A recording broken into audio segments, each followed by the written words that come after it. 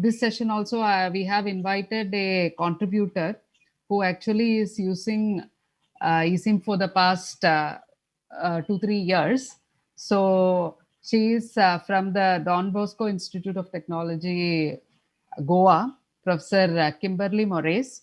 So she has actually participated in our lab migration and electronic circuit simulation projects. So I will like Professor Kimberly to share her experience and inspire other faculty members and students also to start using eSIM, and please share the advantages also of using eSIM. I would like to thank everyone, that's the Government of India, for funding this project. Professor Karan for taking the responsibility, Usha Medal, the entire FOSSI team, that's Saurabh, Rita, Gloria. I'm sorry if I missed out anyone. I'd like to begin my talk. Actually, yesterday, Professor Sebin and Professor Maheshwari have covered most of the things. Today, I would like to share my viewpoints on how my journey was with eSIM. First, I would just like to give a small introduction. That is, FOSSI stands for Free and Open Source Software for Education. The aim of this project is to promote the use of FOSTL, especially for academia and research. This project is a part of the National Mission on Education through Information and Communication Technology, Ministry of Education, Government of India. It promotes softwares, out of which one is eSIM. eSIM is a free open source EDA tool that can be used for circuit design, simulation, analysis, and PCB design. Previously, it was known as OSCED. One biggest advantage of it is that it can be used as an affordable alternative for educational institutions. Now I'd like to start with how I came to know about it. First of all, I was given the opportunity of attending the coordinators workshop. Then I had to conduct the workshop at my remote center. Now you all are all at this stage participants, okay? So now how do you sustain this interest? You have to get this interest. What I did was, after that, I went to the website and I went to the circuit simulation project. So you all could go through it. You all could propose some circuits that will help you to keep your interest alive, as well as understand, make you better, much more confident in that circuit simulation part. This is the first step. Once you get very confident to it, next thing is what you can do is you can pass it on to your students. Now, under this, the first, I would like to address all the faculty in the audience. What you could do is the circuit simulations can be introduced in our syllabus in two ways. For example, faculty from electrical and electronics backgrounds, we have courses like analog and digital electronics. Some have practicals, some don't have practicals.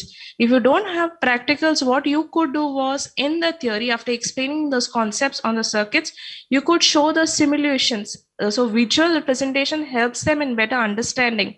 Okay, that makes a lot of difference. You could vary the parameters and show how the variation takes place.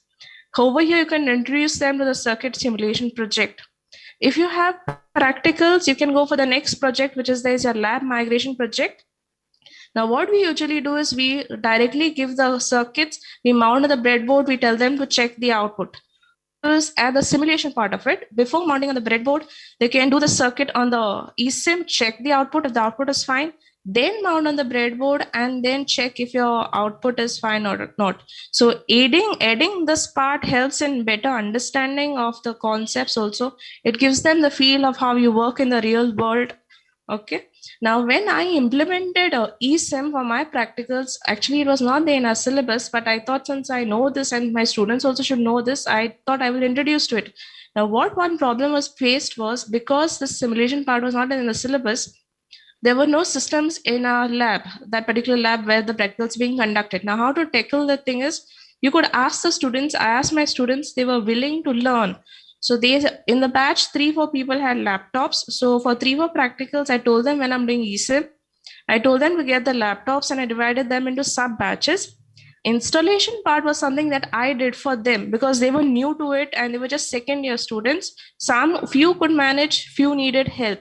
So over there, you might find it a bit of hitch. It can be quite time consuming for 2 hours and you might face a bit of hitches over here, but yes, it is worth it. That's what I would say. After that, I introduced them to the spoken tutorial of Astable Multivibrator, where they did the first circuit. First, help them the installation, and then the first circuit, just get them a bit comfortable. After that, what you could do is you could give the circuits that you want them to do. So now they have those softwares, they can implement it at home. You can also apply for the lab migration project. Now, when you do these two things, it helps in the learning process of the students. And now we know that all are going for NAAC and NBA accreditation. If you document these procedures, have necessary, questionnaires and document all this, you could even show it in NAAC and NBA, as this helps your teaching and learning process for the students. Also, if students are having projects, they can use this, to simulate the circuit and put the circuit in their project reports. Now, what I feel one of the main purpose of this software is beyond circuit simulation is the PCB designing of it. It's a very important skill. If we can learn it, we can acquire it, we can pass it on to the students. Now, I would like to address the students in the audience. That is, the circuit simulation features that I would encourage you all to apply for that. Unless you'll apply for that, project, just suggest something. Go online, search for some circuits, just suggest. Once you apply it, you will have the pressure of completing it, and then you will actually sit with the software and you will try figuring it out, and once you start sitting with it, it actually gets extremely interesting. When I was a student, I had PSpice, but after that, when I came over here where I teach us, we don't have it in our syllabus, so I cannot, tell my management to buy it. But then I came upon this workshop and this helped me to introduce it to my students. It is very good. I would say, so go write some, propose some circuits. You will naturally be, driven to complete it, and then you will get a hang of the software also. Besides that, you can use the various circuits in your syllabus, simulate the results, vary the parameters. It is then when your understanding of a particular concept tremendously increases, and it will help you to prepare even for, competitive exams like GATE. Also, the second part of is what the software is mainly what I felt was for PCB designing. It's a very important skill. If you're interested, you can use a software, acquire that skill. The skill is also being promoted by the National Skill Development Corporation of India. So if you can get that skill and then you can do something, it would be very nice. Because one thing that remained with me when I attended the coordinators workshop is there was someone who came from this National Skill Corporation, and she mentioned that our imports of electronics are quite high. Their main aims would be to reduce that. And I think this software serves as one way, to equip people in such that they can, go and do something about it. Also, please have a look at the FOSSEE internships that are there. Register. Actually, now the deadline is over, but in the future, register for those internships, check those tasks. You might not be able to complete it or you might not be selected, but that is not the thing. Check the task, see how would you be able to do it or what is your approach. In doing that, you will grow in that programming language and you will learn a lot of things. It will be of value, means it will add value to you. You might not get selected, but definitely there's tremendous potential for growth over here.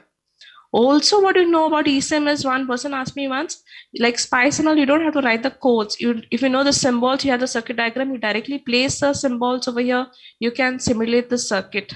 So these are some of the few advantages that, I would like the students also to take up. And it was nice and I'm enjoying this journey. Yeah, thank you, ma'am. Thank you, sir. Thank you, ma'am. That was actually wonderful, and so many nice words you talked about eSIM. And I think our participants also might have even realized after using it for 3 days that this software has the potential to actually take care of their research and their educational purposes. So thank you very much, ma'am. So that was a really wonderful talk, and I really enjoyed it. Thank you, ma'am. Yeah.